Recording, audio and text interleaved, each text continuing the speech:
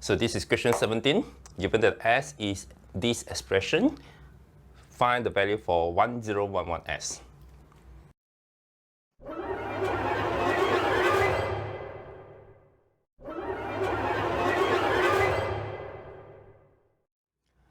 Now for both numerator and denominator, this is actually the first and odd positive integers. There is a nice pattern for the sum for the first and odd positive integer. That is 1 is equals to 1. 1 plus 3 is equals to 4. That is 2 square. 1 plus 3 plus 5 is equals to 9. That is 3 square. 1 plus 3 plus 5 plus 7, 16, and it is equals to 4 square. And we can actually visualize it as 1 plus 3. So 3 we can write in 3 dot in this case. So 1 plus 3 is equals to 2 times 2. 1 plus 3 plus 5. And we can proceed on to 1 plus 3 plus 5 plus 7. And so on and so forth. So this is the visualization for the sum of the first and odd positive integer. Now we'll proceed on the sum of the first and even integers. So 2 is equals to 2. 2 plus 4 is equals to 6. It can be written as 2 times 3. 2, 4, and 6 is 12, and it is 3 times 4. 2, 4, 6, and 8, it is equals to 20, and it can be written as 4 times 5.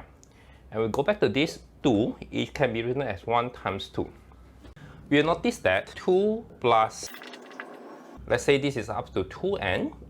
This is actually a double of 1 plus 2 plus 3 up to n. So let's say n is equals to 4 here. So I have 1, 2, 3, and 4. So this is 1 plus 2 plus 3 plus 4. But I need to have double of it. I will make another copy, but I write in this way: 1, 2, 3, and 4. In this case, this will be a rectangle of dimension 4 and 5. All of this, I can always use this. This will equals to n and n plus 1. For completeness, this will equal to 1, 3, 5, up to 2n minus 1, and this will equal to n squared. The n here represents the number of terms here. So we know that the s, there are 1010 terms. So this is 1010 squared over 1010 times 1011.